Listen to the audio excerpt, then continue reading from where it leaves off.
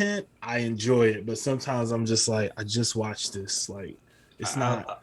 It's hard for me to like binge it. So when I'm working, I can just ignore it, and then when I start hearing new stuff, I'm like, wait, who is that? Wait, what's happening? And then I know I can like, he rolled it back 15 start paying seconds. attention. Like, okay. Yeah. You know, honestly, when But I if I'm like first watched sitting there, when I first watched My Hero, I had to watch it dubbed so I could jump through the episodes and be caught up, because it's one of those things like everybody was talking about it.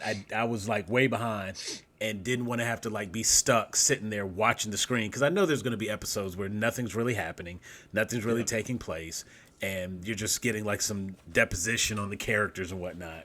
See, that's the good thing about My Hero. That doesn't really happen that often. It really doesn't. It really doesn't. You get. I feel like Deku kind of narrates everything you need to know. So as long as you like listen for his voice, like the only times they really do that is like the beginning of each season. Like just kind of give you a recap of what happened last season. True, but I'm also like kind when of he tired does of it, seeing and the then they hero be like, cards. "Who are you talking to?" I'm kind of tired of hearing seeing the hero cards, because they continue to put those up as if we haven't been watching and don't know who these people are. And I mean, granted, I'm not good with names. I'm always like, what's the one girl name? And so it helps me. You would think I'm sitting here complaining they keep putting the cards up, and I'm like, who's that guy? What's that person's name? Yeah. Even though they show me a card every other episode. I'd be like Engine Calves, whatever his name is. See, Engine Calves, you gonna put some respect on my boy Ida. Man, okay? fuck Ida. Man, Hello? Ida. Hey! Time out. Ida First of all, Ida is the bitch. ops. Ida got his ass whooped. First of all, I was about to spoil the shit out of you. Hold on, let me stop. Let me stop. I was about to spoil the shit. Ida ain't done shit yet. Ida, what you mean? Ida ain't done He is shit class worthwhile. president. Right now, Ida is the one, like one of the reasons why Deku was still alive today. Okay, right now. Okay. The shit ain't happened Because yet. Deku would have did some stupid shit if Ida wasn't there to stop him. That's all I'm gonna say with that. I mean, but that's kind of Deku's character arc, isn't That's it? all I'm gonna say with that. This is Like it. it's like Deku's character arc is literally Deku would have did something stupid if No. insert character No. here wasn't there to stop him. No, At least where I'm at, I'm early though. I'm not caught up. Trust me. Like know right you now, the where you're master. at, the biggest danger to Deku is Deku. Yeah, that's what I'm I saying. mean, through most of the series, No. I'm like a yellow belt. honestly, I feel like through most of the series, he is his own worst enemy, and he is always the biggest threat to himself. Because At this point where you guys are right now, yes. But like, let me tell you some shit.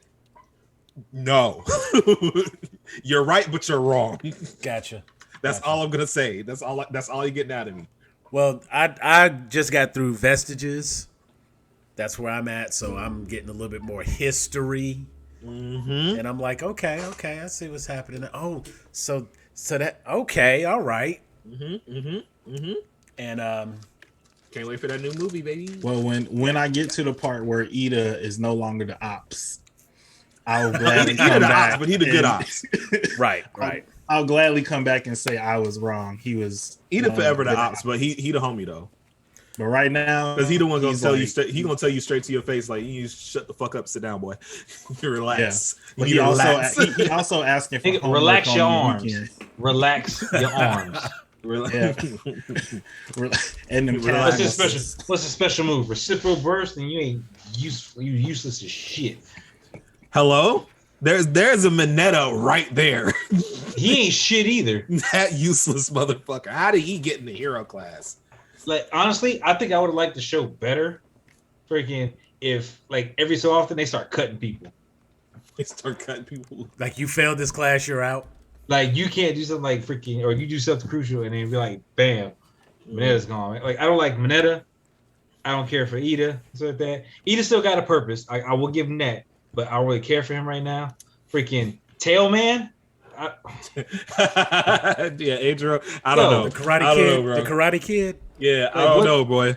Like what is you doing? Like you got no. What about homie that can only get strong when he have a sugar rush? Yeah, he's on Diabetes Sugar Sugar Rush. Rush. That's his name. Sugar Rush. Diabetes man. Yeah, he ain't shit, freaking, because he burns out. Like, look at the movies, look at the show. Who gets worn out the fucking quickest? Ain't shit. Like even old boy, freaking with the freaking arms and stuff like that. Freaking, like he Like I want to see him fucking like start swinging on some people and like do some really badass shit. So that most of the time I see him, he's got somebody covered up in his arms or he's talking out the eyeball and the mouth. Wait till you get to season 5 and you start to get when you start season 5 and you kind of see them break out into their roles, it makes a little bit more sense, and they kind of explain that a little better, and you might feel just slightly different about those characters. Not promising, because you're very strong with your opinion. So I'm not even trying to tell you like you will feel different. For the most part, you are right. For the most part, you are right. Like some of these characters have no business being in the fucking hero class, but then in class A. Class A. They'd be great for Class B, and I want some of them Class B heroes to move up to Class A. Oh my god! But so we are here, and obviously this is actually a really good introduction. So real quick, if you've been with us so far, hello, what's up? We're the Grown A Geeks. We're the admins. We're having some admin conversation today, just a little admin chat. Today's topic: adult animation. We're doing a little round table talking about some adult animation.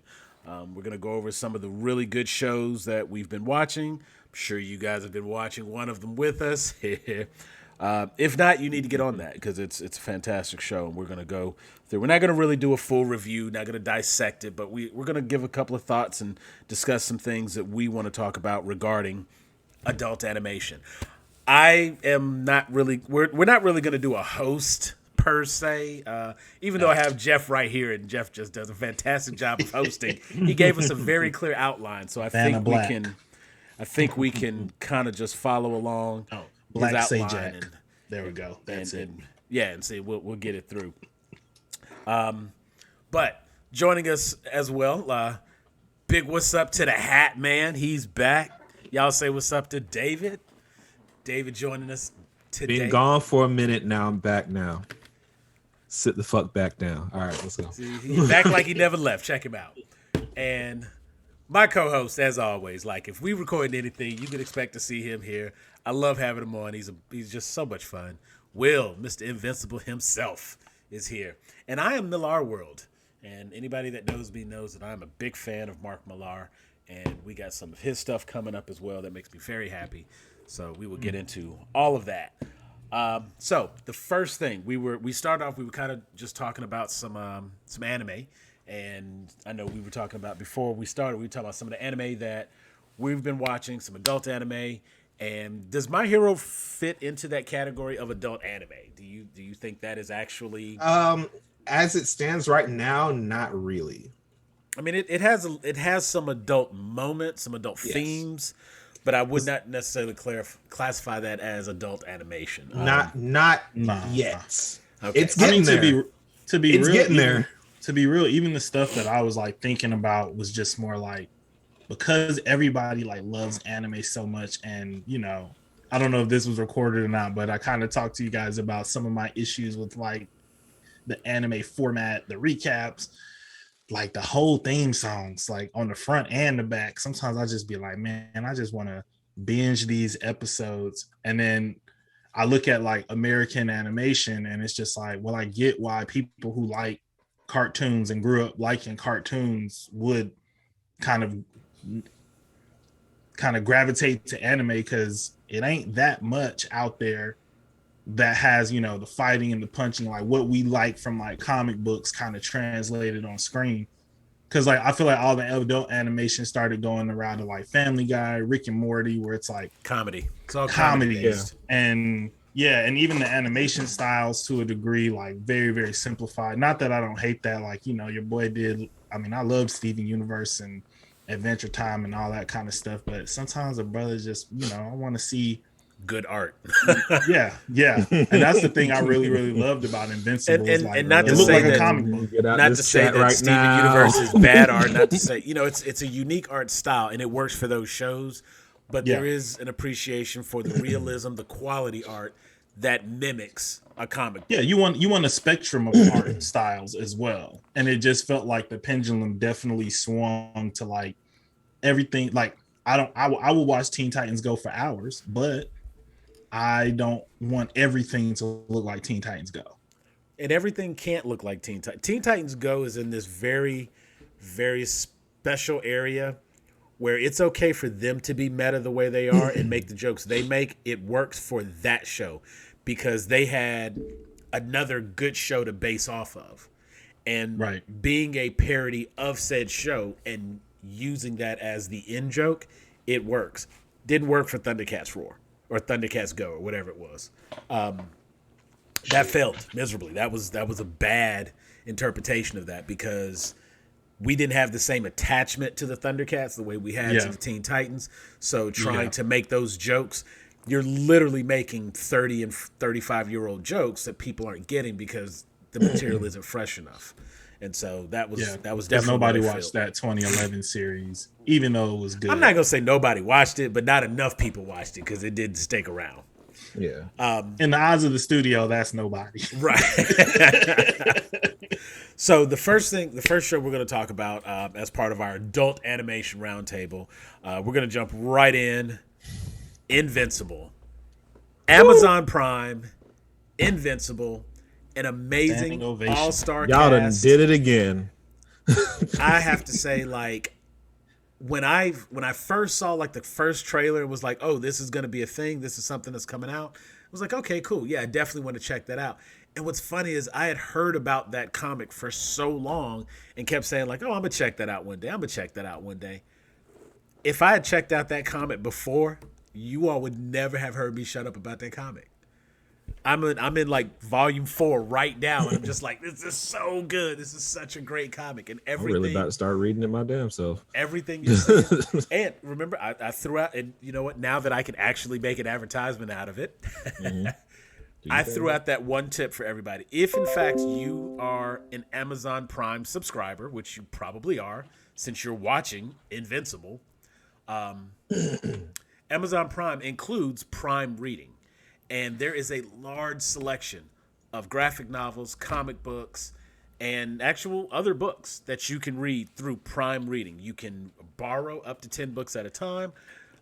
It's a great bonus feature included with your Amazon Prime. So not only do you get like television shows, movies, things like that, now you get a good selection of books that you can read. And of course, for me, that was fantastic to have those extra comic books. You can get the first 3 volumes of Invincible, so you can read through that. Then if you decide you want to continue reading, it's only like $5-6 per volume after that, and might be worth checking out. But this show, it was incredible. This show, Invincible, is incredible. Yes, and that's really what it comes down to. The cast. That's what he should have named himself, because he definitely was not invincible. He was everything but invincible. I mean, maybe he could be named like Heal Pretty Good, but that would Durable. Maybe Durable. He's still alive. Like I said, Heal Pretty Good. That would. We had to flash forward through a lot of hospital time. Yeah. It was a lot of like 3 weeks later. Yeah, it was 2 weeks later. Confident. He's confident. Yes, sir. But there's actually a pretty good selection of characters in the show. In addition to, we've got Guardians of the Globe.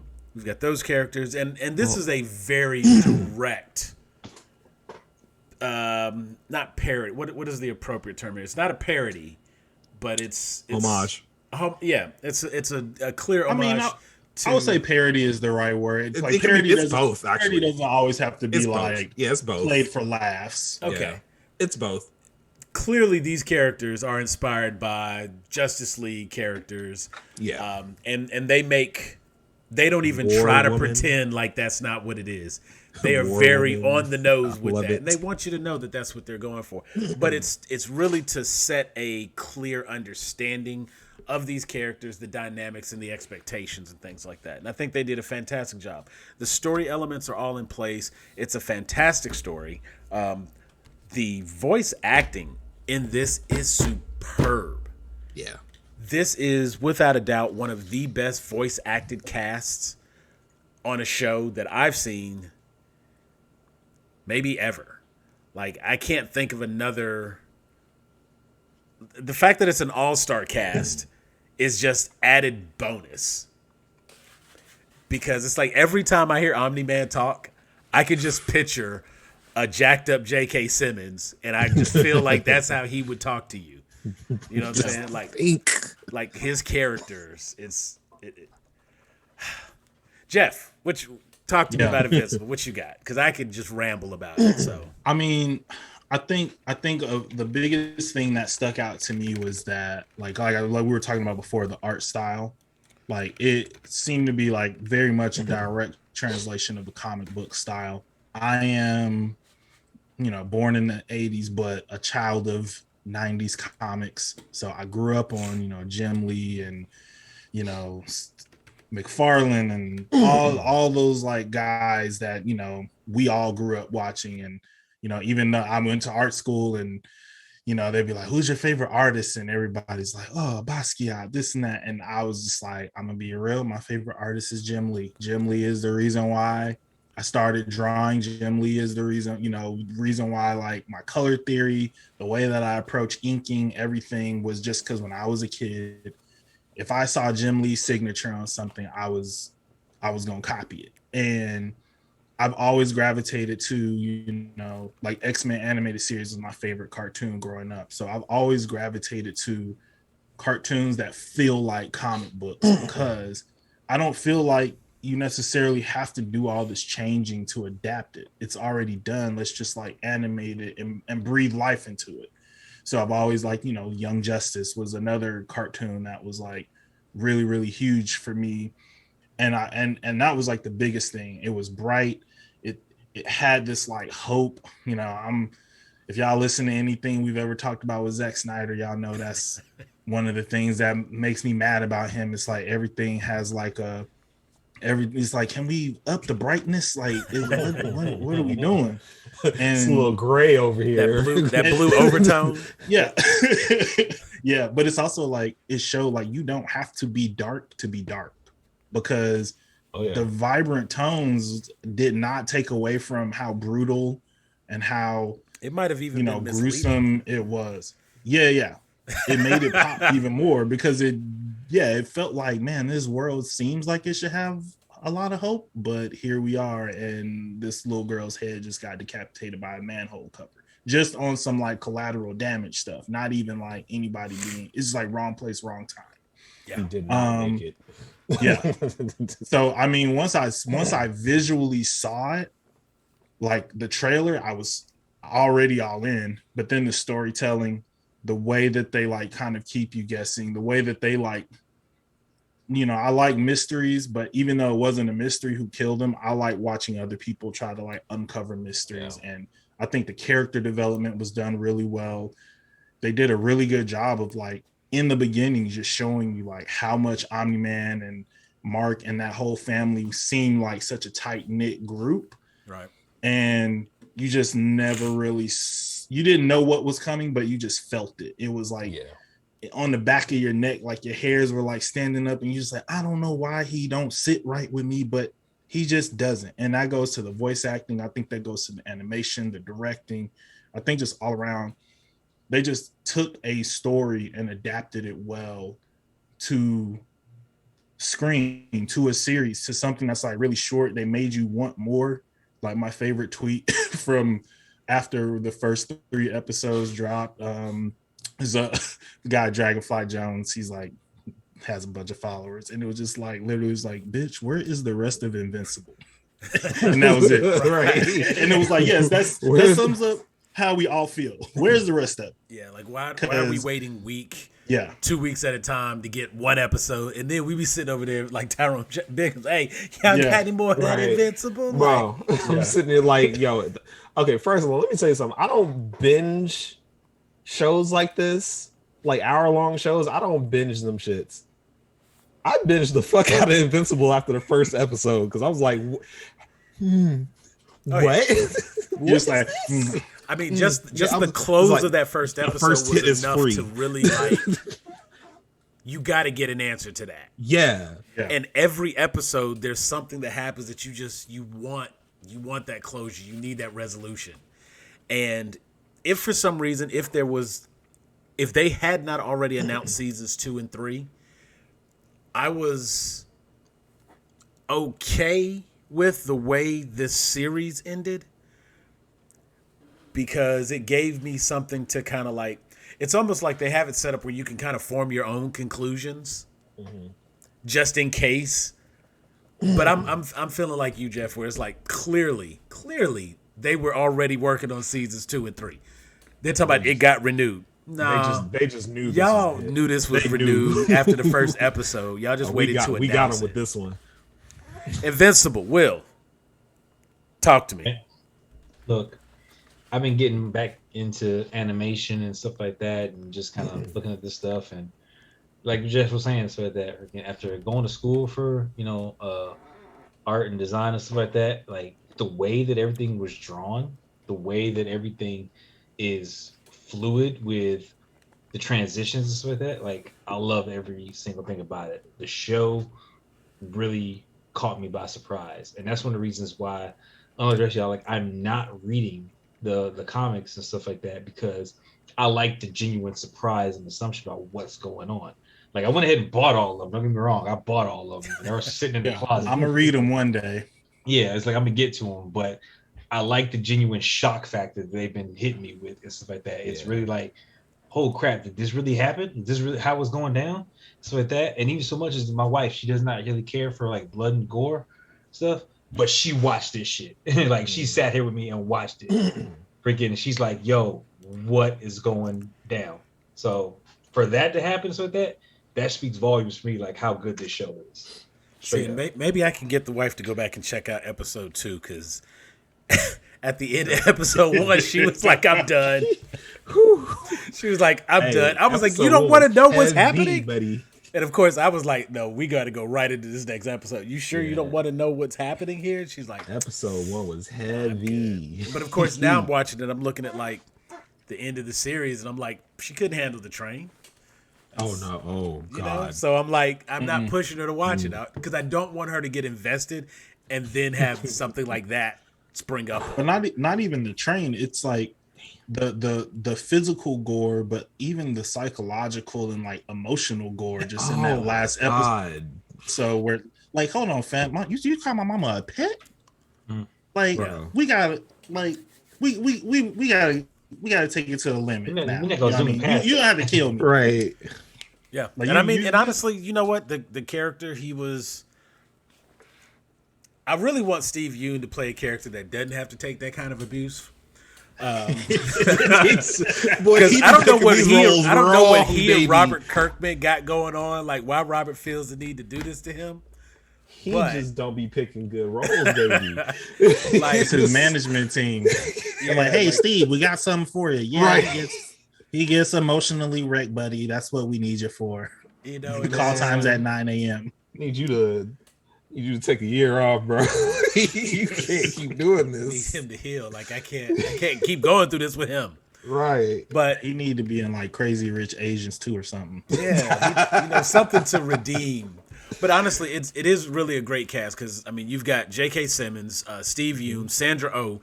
They play the Grayson family. There's some names in this bitch. Like, it's a lot of names in this thing. But just goddamn Seth Rogen's in this bitch. Well, he's the alien at the Alan end. the alien, yeah. And you can kind of get that when he's like, I had to be at Earth. That says Urath. Oh shit, Mark Hamill's in here. What the fuck? Oh yeah. You've got some great characters. You're a little late, yeah. I didn't realize. Oh my god. Amber, Zazie Beetz. We want to shout her out. Oh my fucking. Very happy to have her voice in here. So much. But I think for me, no, go ahead. Sorry, I was about to say, for me, one of the best characters is Rexplode. Jason Mantzoukas. That guy is hilarious. He is. Yeah. And even as Rexplode, he's hilarious. And I became familiar with, like, the wife and I are going through Brooklyn Nine-Nine. We catch a couple episodes every night when we sit down. We have dinner together. And so, like, I've just loved his run on that. Yeah. And that character, Rexplode, is just one of the great characters on this show. Every time he opens his mouth, it's going to be something funny. I think it's a lot of the voice, but it's really what he has to say with that voice makes a big difference. Yeah. My whole thing too, I was just gonna say, like, the reaction to this show really is what sparked and made me want to like talk about this with you guys too, because I just felt like everybody likes this. And then I think about, you know, the reaction to Young Justice for like the people who actually like watched it. And it's just like people like this, but for some reason like studios don't want to do it. And I think it's just because like the general consensus about cartoons has always been they're for kids, which means like toy sales need to like drive it. Like literally Young Justice was canceled the first time, because too many girls were watching it. And so it didn't translate to toy sales. Yeah, that shit was stupid. And it's like, my God. People are watching this show because there is a complex storyline. More girls are watching it than what you would probably expect to watch a DC property, but that's actually just because the story's good. And it's actually like interesting. It has like soap opera qualities to it. Same with Invincible. People want stories, and they will watch a story, whether it's live action or animated. As much as I love the MCU, part of my fear has been the quest to translate everything into live action will just like make people just feel like, well, why would I make a cartoon about it when I could just like make a live action series and sell it to Amazon or Netflix or put out a movie about it. But there's just things that you can do with animation that you can't do live action. Like you could do that train scene at the end of Invincible live action, but it's a completely different scene if you're seeing real brains and blood and guts flying. And like the impact of that scene probably would like be lessened if it was live action, because you're not focusing on like the actual scene, you're focusing on the gore. Like you can't really take away what you need to take away from that scene in live action, I don't think. And I think Invincible's a better show for it being animated, because you can do that. Yeah, for sure. I think in many cases, and to use the train as an example there, I think we just gonna keep talking about this damn train, aren't we? Well, I mean, you can take just about any one of the scenes, whether it be the fight with the aliens, it could be the little alien starfish thing on Mars. There's a number of moments that and destroying the planet that work well when it's animated, because even if you do something with CGI, there's still some limitation, and you begin to lose a bit of that visual quality because you've been going live action, and the only way to physically transfer this capability is to make it animated, or you have to do that CGI. Now that it looks so CGI, I'm taken out of that moment. Whereas if it's animated from the start to the end of that scene, there's no moment for me to be drawn out of it, because the entire time it was animated and I don't lose it. And you don't have the same limitations, even as far as, just when it comes to live action and animation. And because we know so much about how movies are made now, like if we see that train scene, it's like we know it's just like a dude holding like a tennis ball up for like 2 minutes. And they're going to do some whoosh, whoosh, whoosh, whoosh, whoosh and fix it in post. Oh, no. That scene's going to be ruined when I go to watch the special features and I see the behind the scenes. Yeah. And it's like, oh, so you just in a room full of green boxes, like jumping off stuff? Cool. No doubt. But yeah, I mean, that's kind of where I think that blur between CGI and animation, I'm going to give the advantage to animation, because it doesn't have the opportunity to take me out of that moment. And that works on every level, whether it be anime, some of these fight scenes you get in anime. A really, really good fight scene. Like you take something like a John Wick and you look at the action that's in John Wick, Atomic Blonde, or any of these, new age action films. They give you as much realism as they can. These actors, they take the time, they learn the stunts, they do the training, and they try to put as much actual actor and actress footage to give you that realism. Animation can just skip right past all of that.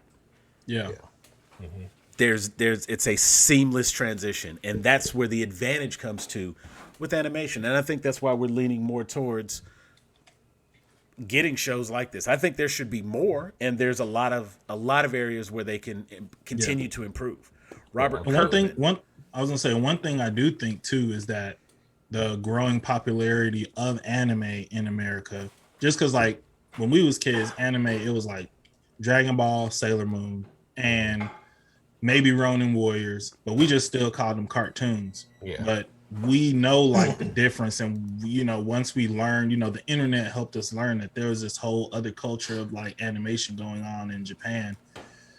Those people are starting to be movie producers and executives and directors, and you're seeing NFL players do the little finger, whatever the little finger fusion thing is, as end zone dances and things. Like stuff that would just be happening at the nerd table at high school is now happening at the cool kids table at high school too. And so so people are going to be more open to animation, and I think that's really, really dope. And I think hopefully it translates to us getting like other things and people being able to say like, we can do Teen Titans Go, but also have Young Justice, and realize like those things are not competing with each other. They're just two completely separate properties. Like they could stand parallel with each other. Yeah, exactly. I mean, in the same breath, I can watch Teen Titans Go, Young Justice, and then go and watch Titans. Yeah. Right. And it's three separate things, and I feel differently about all three of them. Will, what are you, other than Invincible, what are some of the other shows that you have watched recently that, or what are your feelings on adult animation as a whole? I know you liked Invincible, but I mean, adult animation as a whole, I think it's in a great place right now because, and again, I don't have all the full numbers with that, but you look at the cost of productions and stuff like that. What it is, a lot of animated stuff, they're known for reusing the same scenes over and over again, so like that, but again, translating different stuff back on top of it, so it allows you to cut costs in some places and stuff like that, which is good because as you're watching the stuff, you're looking at more what's in the forefront than what's in the background anyway. Right. Depending on situation.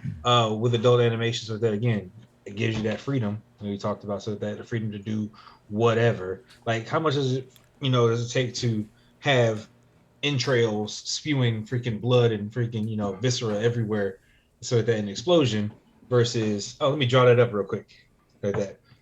There's a whole different dynamics of the biggest how budget realistic is probably time. You make it look. Freaking like it takes a lot of time to do all this stuff, and the ability with having to be on set to make something versus you can do this from home and send it in and kind of go from there. So we have options and stuff like that with how everything is drawn. Like, and it really benefits us for the stuff that we're trying to see to have everything right there at our fingertips. So I think it's awesome. As far as shows and stuff I've been watching, again, I was talking with David about this earlier, so that I've been more on my anime kick and stuff like that, trying to see what I can really get into and stuff like that. Again, said just Demon Slayer and stuff like that, trying to Black Clover, that Jujutsu Kaisen, like trying to just see, what different things and what the different types of animation and stuff offer for me, and how much more I'm going to say I enjoy more of it because of Invincible and a few other things. Like, it's really making me want to get back into animation because of what they can do. So I'm very happy with it. I enjoy everything, and I just can't wait to see what kind of stuff they make next, especially with the next seasons. So. Okay. Well, Jujutsu Kaisen is without a doubt an adult anime.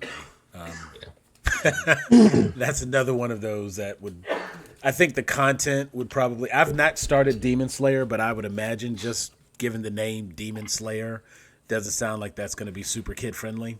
Oh no, not at all. Not at all. If I had to think about it, I'm thinking that doesn't sound super kid friendly. Little Timmy cannot watch Demon Slayer. Okay, good. I'm enjoying the viscera and the gore and stuff like that. I kind of look at stuff. I love seeing the like how I react versus how someone else would react. So that it's just hilarious to me, the difference. I guess what I'm used to being around and stuff like that. And again, watching people react during whether it be blood and gore or spooky stuff or whatever, shout out, go check out Heroic Hat on Twitch whenever he does his Sipping Spooks. Great stuff. You get these different reactions and stuff like that, and it's entertaining stuff to watch. So I'm all about it. Give me all the blood and gore. Now, some of the, I mentioned Titans earlier, and when DC Universe tried having their own app before they did their complete merger with HBO Max, there were two shows in particular that stood out as far as adult animation. They brought back Young Justice for season 3. My jam. And that made me very, very happy. And I think that was actually the first show that I started watching. I'm trying to remember. I don't know if Titans came out first. I think Titans was like their launch program, and Young Justice started shortly thereafter. So I probably started with Titans. But I enjoyed Young Justice. It was a phenomenal show. They continued the phenomenal show. Black Lightning came to the forefront. He was like the leader and really stepped up, and I enjoyed every bit of that. They had some new characters introduced, and we got to see kind of the transition. Some stuff took place with Beast Boy, and we saw that he was now, Garfield was an actual like TV star and stuff like that. Had his TV show. It was such a good return for the series. I was quite pleased how they brought it back. I was fearful that it would come back and they would just like really be struggling to do something with it, feeling like they had to just because they said they were. But it came back and it was actually a really, really good show, and I enjoyed it immensely. Well, the thing about that show too is just like it's not one of those shows where they feel like, oh, we got to just keep going back to the same well, because I think between season 1 and season 2 is like a huge jump, and you just come in and you're like, oh, there's a new Robin. Oh, so this Robin's Nightwing now, and we're not going to talk about what happened.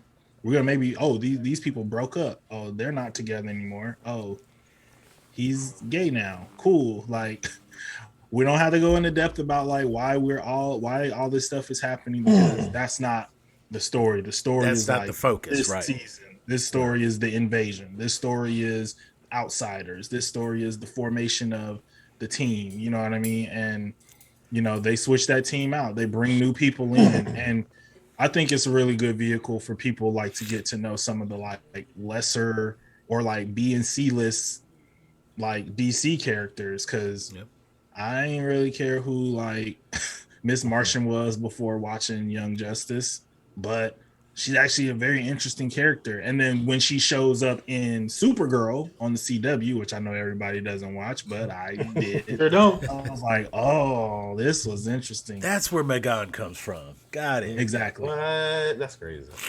Yeah, I mean, it's having those tie-ins and giving characters familiar arcs is definitely a plus. I think I like that you pointed out that it's not about, each character has like their own bit of development, but it is about the team. It is about the squad. It's not about the individual little pieces, and because a lot of people will get caught up in Aqualad, and that's not the defining characteristic of Aqualad. My man goes on to become the new Aquaman and takes over the spot with the Justice League. And that's character growth right there. And to see that development, if you've been watching the series, that Aqualad's really that dude. Like, he earned that spot. Like, he deserves that. And so, of course, watching, was Connor and Megan, they broke up, but they're not going to let it affect them working together and stuff like that. So it's good to see that there is a real story there, and these pieces they do have some bearing. It affects things, because I know at one point we're watching Artemis. She's still struggling because of Wally, and that is a part of her character, but she's still like, deep breath, suck it up, got to go do this mission because it's, it has to be done. But to see her like be affected, it's really impressive writing for an animated show, and it's moments like that where you realize that this isn't kid stuff. This isn't for kids. This would be lost on children. Yes. And that's the key thing. It's animated and it's colorful and it looks good, but it would be lost on kids. So it is definitely something geared more towards young adults and, adults. And I love cartoons, so I be hyped for it. Same. Harley Quinn. The Harley Quinn show on DC Universe and now on HBO Max. Let me tell you something. Well, I can't wait for that new season, boy. That doggone Penny, I did not know that. I could not see when I first read that it was going to be the girl from Big Bang Theory was going to be doing the voice. I was like, what is this cheesiness right here? Oh, okay, well, I guess you're trying to get that check. Oh, that's that good cheese. What episode I was like, cheese. oh, okay, so let me get a whole roll of this cheese. Let me get a block. I need that government cheese with the... Like, this was so much fun. And that had another cast of characters that was quite impressive. Having JB Smooth as the plant was just too funny. It was amazing. And but it was also like even though like the animation was like the animation style felt like very adult too. It was a different take. It was a different tone than what you're used to with like DC, because it was very like humor driven, which makes sense with Harley Quinn. At first I was like, man, I'm not trying to watch this. I'm so tired of Harley Quinn. Everybody's just trying to ram her down our throats. Like, I get it. She's cool. She's like the one that all the like little incels are like saving themselves for, and that's great. But I'm over it. Oh my God. Like, but then I watched the show and it's like, it's fascinating and it's interesting, and it dives into her like relationship with like Joker and how she relates parents. Everything. And it actually talks about her being the fucking licensed therapist. Exactly. Like, no, I really enjoyed it a lot, and I blazed through it fast. I definitely blazed through it because that was one of my glaucoma medicine shows. I mean, it had the moments, and I like that. Here was a DC show that honestly didn't put the focus on Batman. Amen. Or Superman. And in this series, Batman was played for laughs. Yes. He was the joke. And honestly, the show is better for it. It is so much better for it, because it's like you really get to realizing that all of these things happen in Gotham that don't involve the Joker or Batman. Yeah. There's still a whole town full of people who have lives and things going on that have nothing to do with those two characters. And even the bad guys can't interact without Joker and Batman. Oh my God. I was about to say, even like, their Bane. I love their Bane. Yes. Like, their Bane was hilarious. Oh my God. Clayface wants to be a fucking actor and shit. Like, yo, what? I love that. That's great. I want more of that. Give me that. And I like that the tone felt like when Batman and Joker showed up, everybody else was like, right. I think it's the whole Jedi thing again. It's like everybody's like, do you care about the Skywalkers? It's like, no, I don't care. What? As long as you can show me that we can have something good that doesn't involve it, then give me more of that. And we could do a whole, like, the next season could just be Harley and Ivy, and I would be good with that. Harley and Ivy, Thelma and Louise, and it across You know America. what I'm saying? Just that would be amazing. I would love from that. Gotham to Metropolis. Have at it. That would be great. You know? Just what you did in the first 2 seasons, do that. Yeah. Just keep doing and that. Put it on screen. Why the hell not? Just go ahead and throw it on there. Let me see what happens. Yeah. But I do like that they kept waking up and she just kept being shocked each time. She's like, damn it, not again. They did everything. And Kite Man was such a great character for that show. I enjoyed Kite Man. Really got a laugh out of Kite Man. So what is it that keeps... Jeff, you had kind of touched on it earlier, and you said that you think oftentimes studios might be afraid. What fear do studios have with going with animated? Because I don't feel like Invincible is going to be selling any toys, but would the increase in the book sales? Uncle Pops, maybe. I mean, okay, so the reality is that now with streaming services, there are just more platforms for animation, because before it's really about like you got to put it on TV. That means you got to sell advertising, or your show has to be funded by toy sales. It's part of the reason why Static Shock, the original Static Shock, was canceled as well, because they didn't like back the toys, like the toy sales weren't what they thought it were. So they used toy sales as a gauge for like how much kids, how many quote people unquote, are actually like watching the show. So if you're not selling like your Static Shock toys or your Artemis or Wally West or all this stuff, people are just like, well, people aren't watching. But it's not even about whether people are watching. It's more about like, can I get advertisers to like pay for like time on this, or do we need to like attack like a different demographic? And if you have people in charge who see cartoons as like a child's medium, then they're going to be like, well, it's not selling toys and little kids aren't like watching it. And when we do our focus group and the moms come in and they're like, I don't even want my kid to watch that, it's like, okay, well, this is not for you. This is not for little Cooper. You know, give them some Cheez-Its and like put on like Blues Clues, but like this is for us, you know not what I the mean? Blues Clues.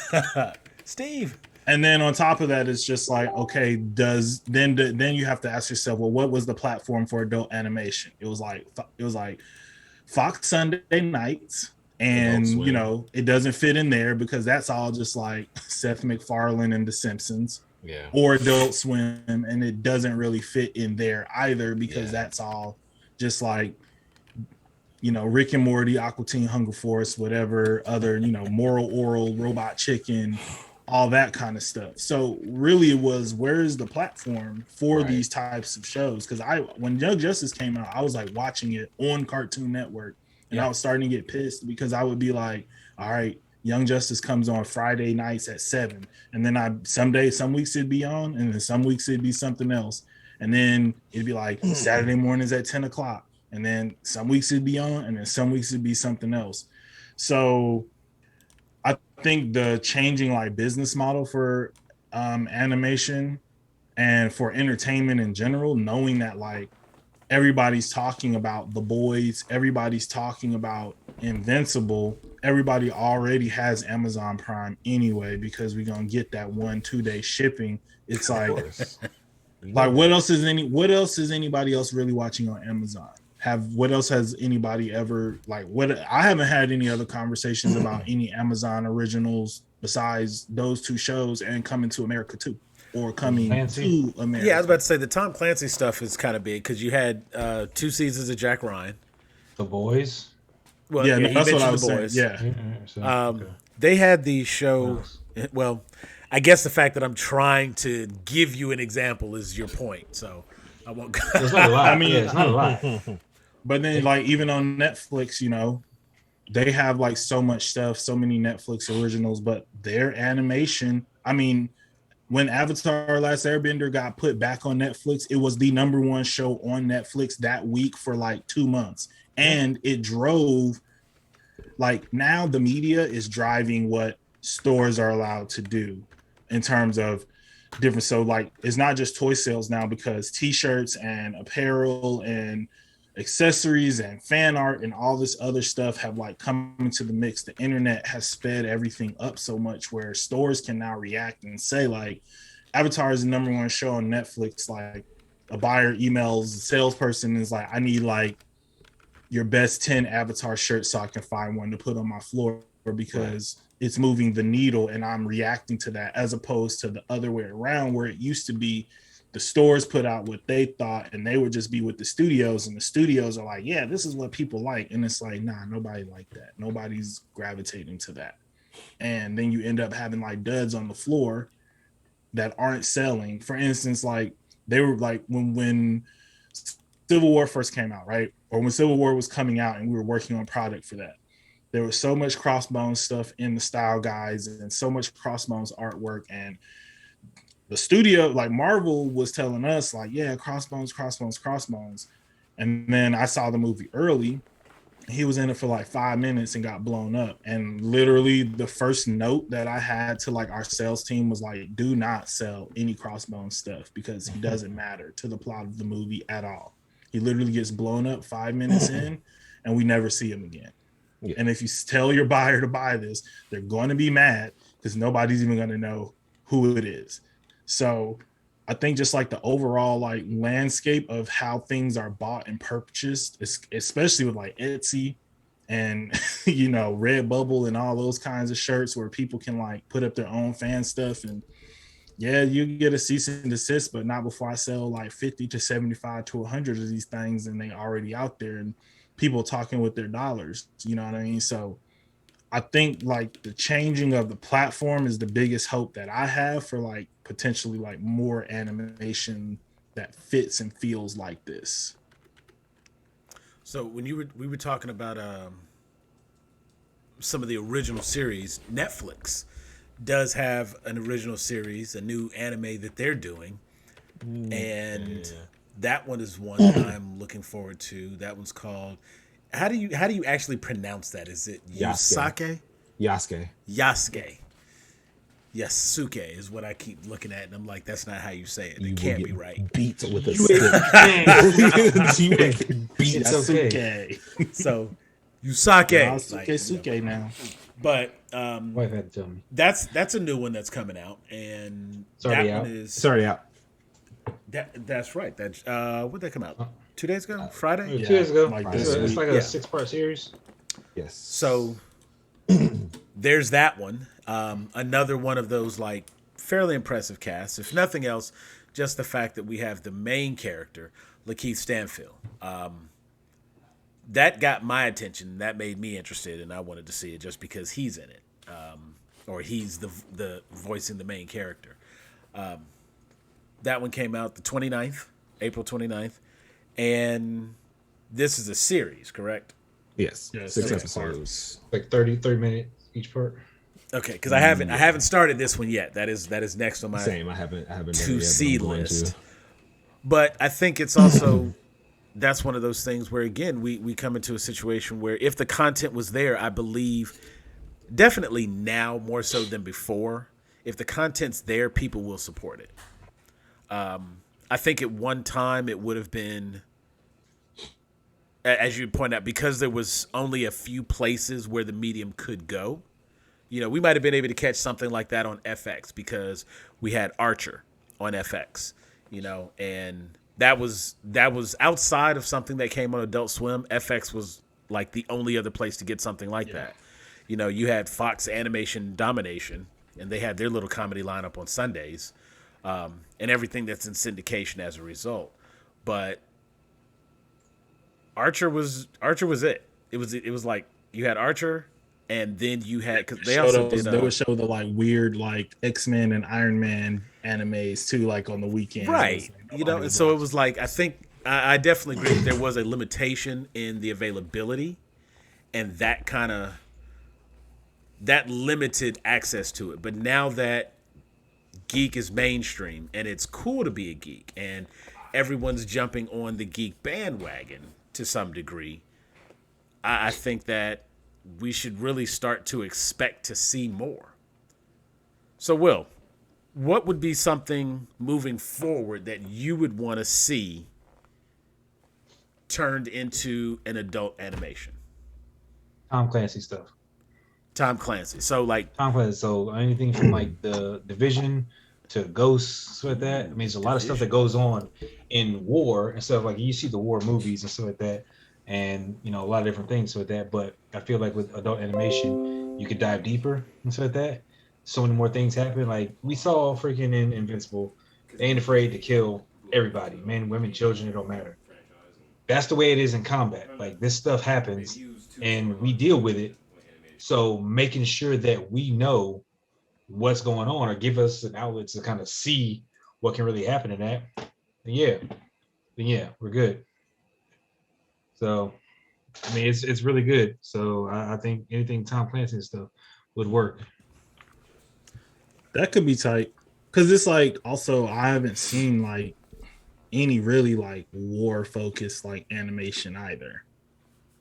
It's like a lot of video games and outside of, or it's like an anime like Halo is the closest thing I've seen. Yeah. Or like weird weapon like that 3D animation, unless it's Pixar, I don't want no 3D animation. I'm sorry.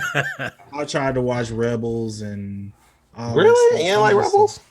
I just can't get past the animation because everything feels like Play-Doh to me. Gotcha. So it just feels like it's for little kids. I feel Except for Pixar, where I know they're gonna rip my emotions to shreds. Well, they gonna give you the 1-2 punch on the heart. Exactly. Yeah, definitely straight animation. I think it's more straight. It feels more grounded. I don't like when I say war stuff. No sci-fi. Like I want grounded war stuff. Okay. That's what I like. So like I think that's really good because we got Invincible with the superhuman and kind of stuff, and we got 2 more seasons coming. So cool. Give me something more grounded in real life, and you see the traumas and stuff that's going on. Yeah, no, that's tight. Now, do you have a plot in mind for like Division or which of the? I mean, Division wrote its own freaking story very well and stuff like that. I think they kind of went a little sideways with it towards the end. But do you just do a video game adaptation? But overall, like if you would use that one, you could use that one as a start. I think that'd be a good groundwork. The whole virus release during Black Friday type of thing and stuff like that, and it just becomes a freaking you got people running around looting and shit. A lot of people got sick, and you got these people trying to figure it out, sleeper agents. And you show real life people, having to leave their families and stuff like that to go when they get activated and kind of go from there. So I think it's a good start. There's something that they already have a base for, and they can quickly get it translated to paper and stuff like that and get it out if they wanted to do something now. And then everything else we can kind of talk about freaking, any other kind of stuff. Because you can take any other war movie, so to speak, and stuff like that, and do an adaptation to bring it, closer to.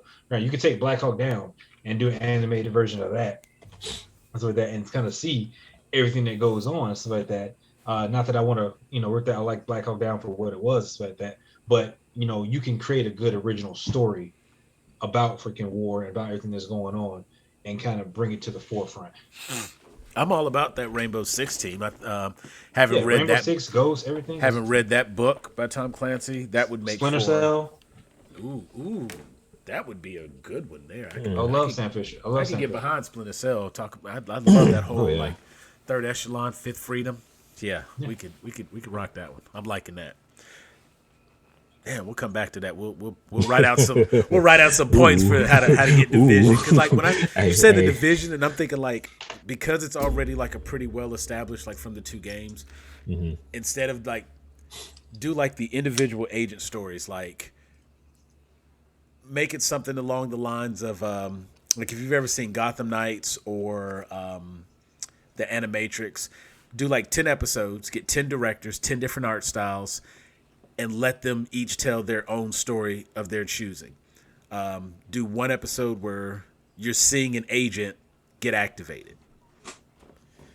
Take another episode where we have these 3 agents in the middle of battle and they're trying to get extraction.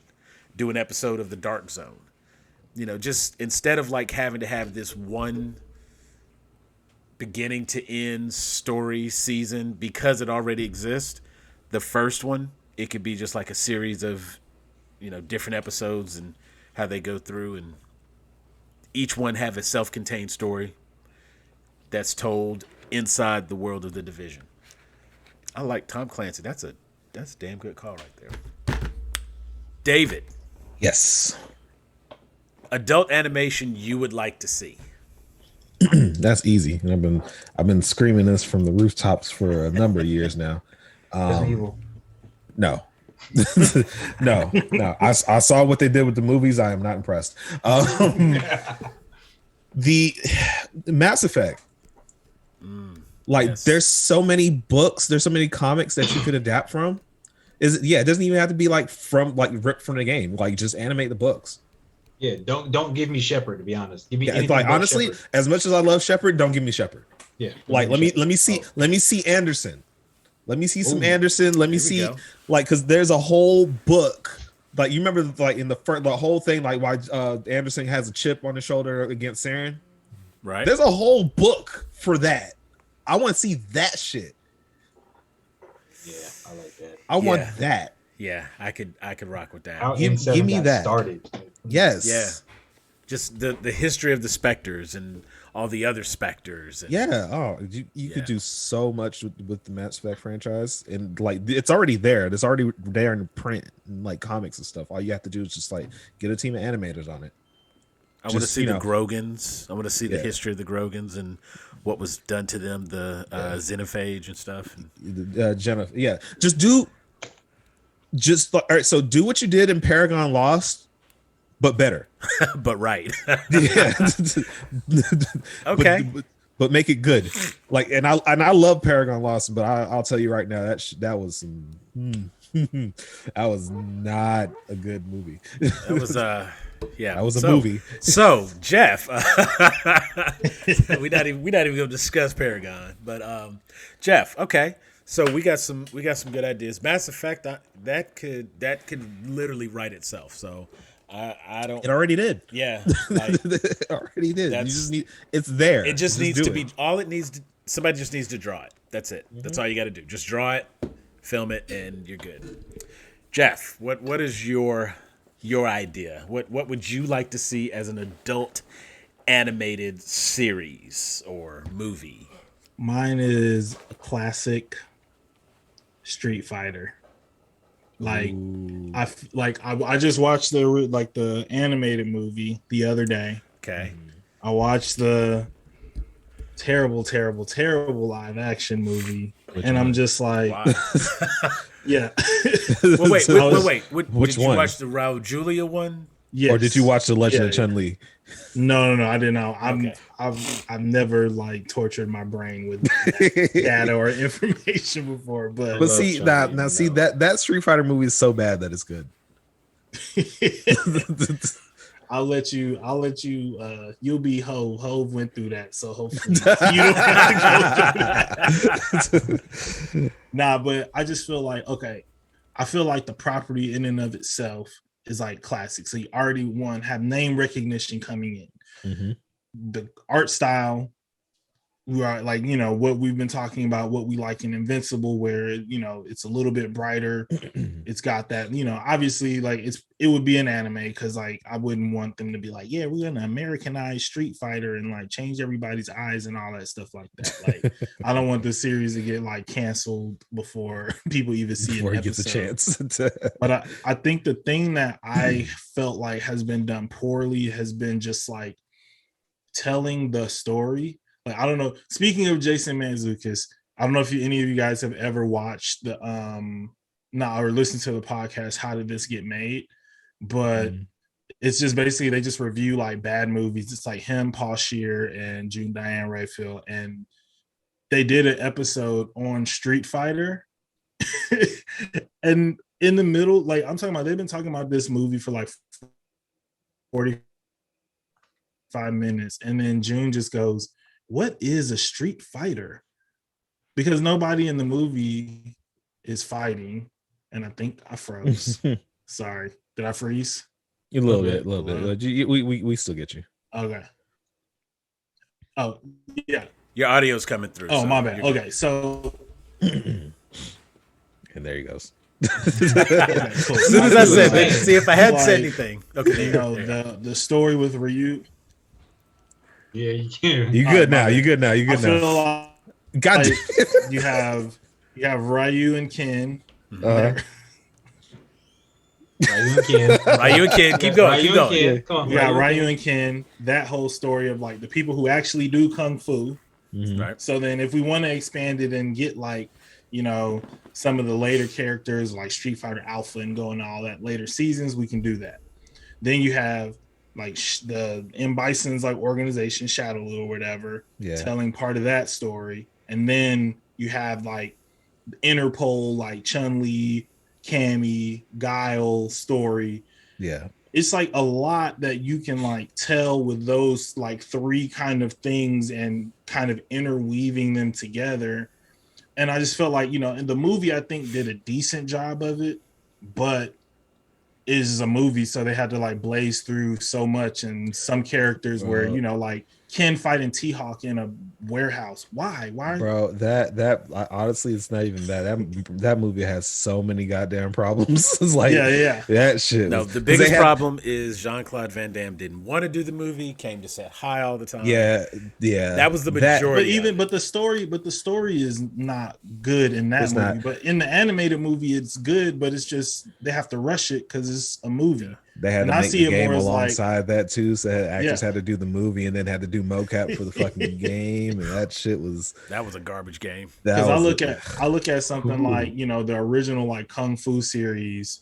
I mean that's basically what Ryu is doing in the thing. He's just going from town to town fighting people, and that's dope. The answer lies in the heart of battle. Exactly.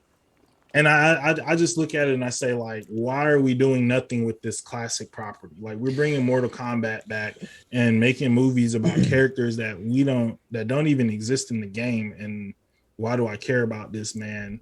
They have to wait until they can get all of the stench from the previous movies. What the fuck is a cold? It's been like 30 years. Right. But see, the fact that we're able to sit here and talk about it so vividly, they have to wait till it's old to us, and we're not talking about it anymore.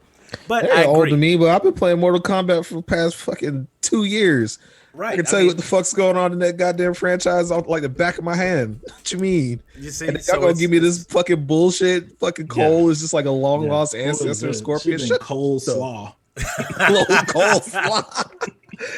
Oh man, this man turned into the bronze kneecap. I hate it here. Right in my shirt on. Like and the funny part is I was sitting there, and of course I was on vacation. I was with friends and family, my younger brother, his girl, and we were sitting there watching it, and like my wife fell asleep.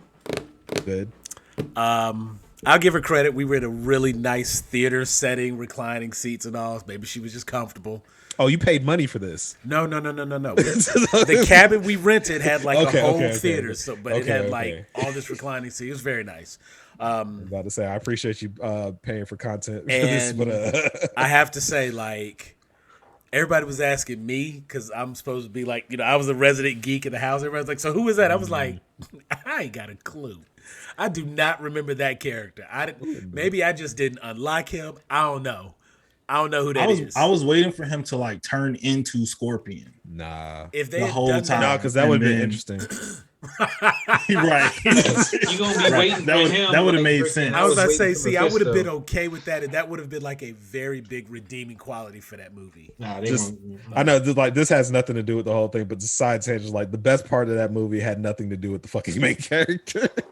Yeah. If Scorpion showed up and Sub-Zero showed up, those are the best parts. Yeah.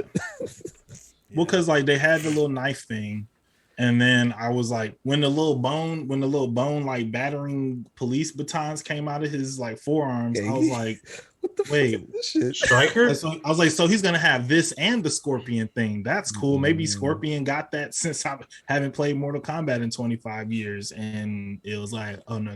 This is. I just kept thinking like the whole like he can take a beating, had something to do with like, since Scorpion technically lost that fight and he's been in hell this whole time, the descendant later on. I wanted to connect that dot somewhere. I thought it was gonna be some like Yu-Gi-Oh, like the Egyptian prince takes over his body in bat. But his, see, like, again, that would have been duels. Interesting. There you go. Yeah, because then you could have got rid of Cole Young and brought back Scorpion all in one shot. That'd been good. Fuck it. But Would've no. been okay And that sucks because the guy who plays Cole, I like him. Yeah, he's great. I think he's a good actor and a good martial artist. But his agent should be shot. So yeah. Mine is a very simple one. Hell, I almost feel like y'all could probably guess what it is. Superman. I'm just But which one? Fucking. I don't know what. Ryan, Kingdom Come? probably. I don't know. Nah. I expect we'll get. Honestly, I really think we'll get a Kingdom Come from Warner Brothers at some point. I'm shocked they haven't done it up to this point. But realistically, Injustice. I think it needs to go along the same lines as what they did with Justice League Apocalypse. Yeah. Apocalypse War. Go that route with it. Go the Justice League Dark angle. Oh, I would love to see You know what I'm just saying? an Injustice animated series. That'd be great. And it's do like, all the comic shit and then the game shit too. Like, yo, they've that'd be got amazing. plenty of content for it not to just be a single movie. I would love to see Superman yeet Atlantis out of the fucking ocean. You know? I would love to Like, see that. And since they've, I think with people kind of really getting behind Constantine, getting behind Titans, getting behind a lot of the more mature aspect that DC is starting to put out, I think now is the time to pitch it and go jump right on Injustice, and they may see a boost in the sale of their games. They've already got 2 games out, Injustice 1 and 2. You know, hell, if you want to like drop an Easter egg and have a DC versus Mortal Kombat in there as well, you can plant those eggs, you know, plant those seeds and see what they do. But I think by itself, Injustice, just, you know, the first 5 years of Injustice is enough content for 2, maybe 3 seasons of a show. And I think if they go something along the lines of, you know, like I said, go that mature angle, because Batman versus Harley Quinn, that team up, that had some very mature content, because she's looking at Robin like, oh, the boy wonder grew up, and fade to black, comes back, and she's, you know, Nightwing's got hickeys all over him. So I mean, they've definitely started moving in that direction with Harley Quinn, with Justice League Apocalypse War, with Justice League Dark, Constantine, and all of those shows. So Injustice just seems like the next natural evolution, and it would be something different instead of it being the same old, and it would be, you know, essentially you'd be giving people what they want, an interesting Superman. And I think, I mean, that's definitely what people want. You know, so I think I don't think people even know they want an interesting Superman. I don't think most people know that Superman can be interesting, which has been obviously like my frustration with like the Snyder cut. Like the thing that would make Superman interesting isn't just him being like overpowered and like evil and blowing stuff up randomly. You know what I mean? So this motivation behind I'd be down. I would definitely be down for that, because I'm tired of like the whack Superman stories. I got like a ton of stories over there that would be like some recommended reading kind of thing, and any one of those would translate well. When you see Superman Unbound, Superman versus the Elite, those were, I think, 2 of the better stories of Superman, because they show a different side. If you haven't seen Superman versus the Elites, check that one out. I think you'll enjoy that. Because that's I definitely would be down for Kingdom Come though. That was my jam when I was a kid. Yeah. And like, see, don't that, just jam you it talked into about a- artists, Alex Ross. That is without a doubt, that's top tier to me. Yeah. And But yeah, he like inspires you and also makes you want to quit drawing. I could see how, if for an artist, I could see how that would just be the pinnacle and overly intimidating at the same time. Something to aspire to, and then realize that like, why am I bothering? Yeah. But I don't know. Are there any other thoughts on anybody? Got I had my anything else? other one that I want. My other one that I wanted was Paper Girls, but they're making a live action show about that already. But I'm kind of just it's like an independent comic by Brian K. Vaughan. It's about these 4 girls who deliver newspapers. They're like in middle school, and they meet like time travelers, and basically all hell breaks loose. And it's a really interesting comic series.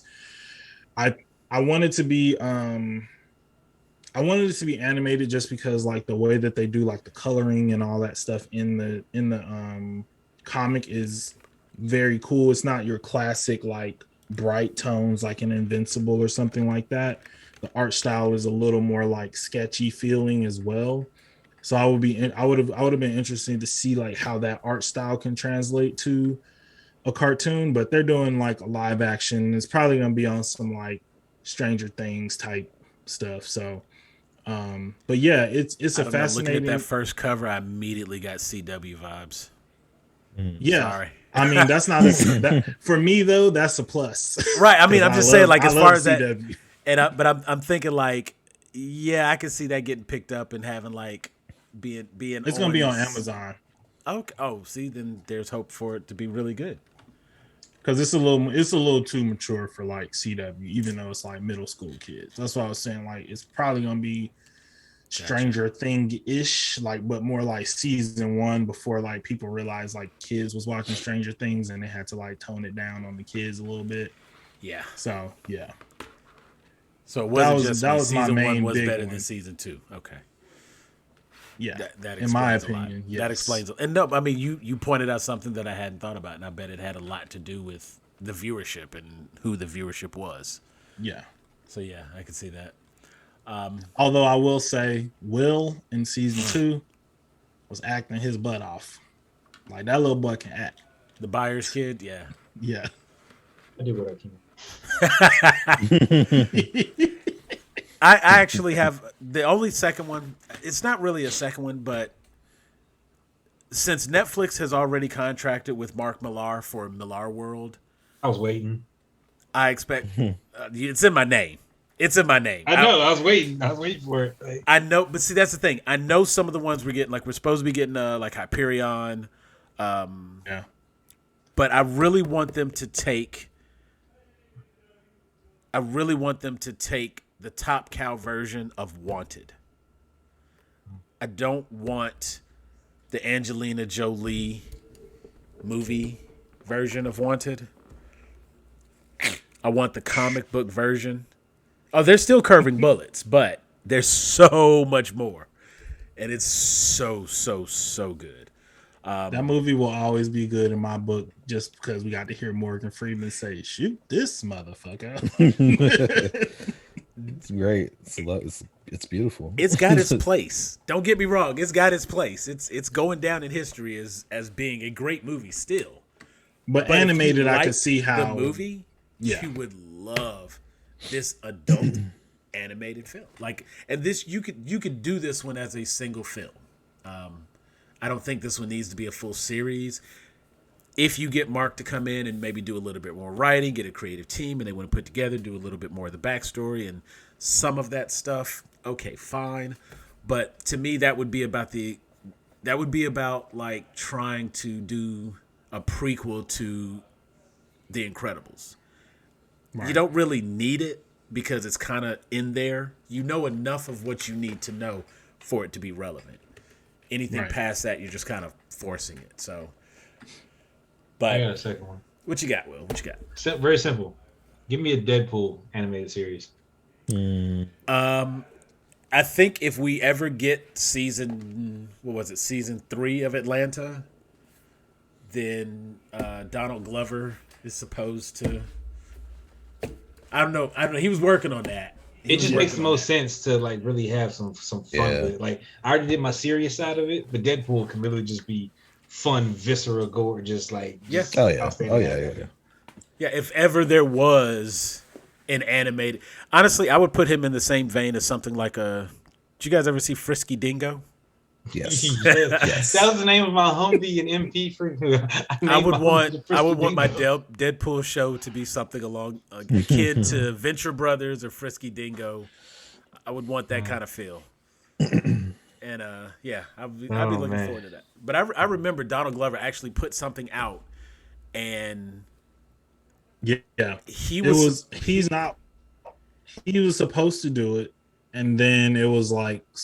They said it was like scheduling issues, and then he was like, "No, it wasn't scheduling issues." And he actually like released like a script pilot, and then I don't think he's like where it's like I don't say it that much out loud. I'm not the biggest Deadpool fan. Disgusting. Ryan Reynolds movies made me actually like the character more. Yeah. But I mean, truthfully, a lot of people became familiar with Deadpool. I get it. I get why people like him. Ryan Reynolds. In the comics, he annoys me. Yeah. My thing is I never read like a Deadpool series on his own.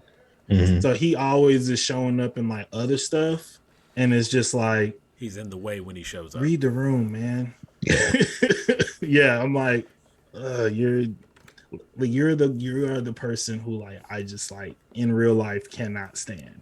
But in the context of like his own story and his own movie, I definitely like enjoy those movies. So if I read like some Deadpool like specific stories, it probably would change my idea of the character.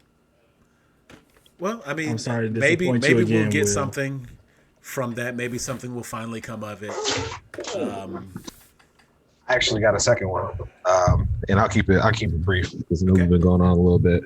Because I just thought about it, I was like, what would be a second one that I would think, but it wouldn't be. So it would kind of be in the same vein as like Harley Quinn, where it's like it's mostly like comedy, but there's a lot of seriousness to it as well. No More Heroes. I would love a animated Travis touchdown story. I would love it. That'd be great. Okay. Plus, I can see that. League of Assassins beam katanas, like that shit would be amazing animated. I would love that. I can see No how More that Heroes works. does not get enough love, so give me that. Anything we can do to increase the love there. Yeah. Okay, I could see that one, and that would be a good. Other than game, is there any other medium for No More Heroes? Are there any books or stories or Not comics that that I'm you know aware of? of. No. Okay. Well, yeah, I think we could definitely expand past the game on that. I would be down for that one. The whole concept of like you said, the whole League of Assassins. Yeah. I'm with that. All right, well, there's our recommendations. If you have any recommendations, put them in the comments below. Tell us what you think. Do you like our recommendations? Who do we need to talk to make these things happen? If you can answer any of those questions, leave those comments. Make sure to hit the subscribe button. Join us so you can get all this piping fresh content. Oh, wait, sorry. No, I didn't say it right. My bad. Ooh. Make sure you smash that like Piping button. hot. Piping hot, right. I We're not making piping. Wait, we're not making piping content. We're making piping hot content. The hot. This is Grown very and Geeks, by the way. So,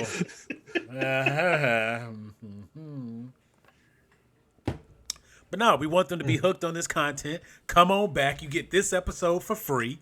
You could actually. But we thank you. We hope you enjoyed this episode. We thank you for being here with us. Give us your opinions. Tell us what you would like to see as an adult animated show. What did you think of Invincible? Have you watched Harley Quinn? What are some of your favorite adult animated shows? Because we didn't even get into like Venture Brothers and Frisky Dingo. Forgot all about that. But, there's a ton of them out there. Which ones do you like? Make sure to join us on our next episode, whenever that is. You can only find that by following us on Facebook at Grown A Geeks. You can also follow our YouTube channel. Also, Grown A Geeks. You can hit that subscribe button and hit the bell notification so that you'll be notified whenever we upload new videos. I don't know. YouTube doesn't care. Shit. Just stay with us. Keep with us. Yeah. But we thank you for joining us tonight. For Jeff, David, Will, I'm Sam. We're Grown A Geeks. This was Admin Chat, and we are out of here. Peace.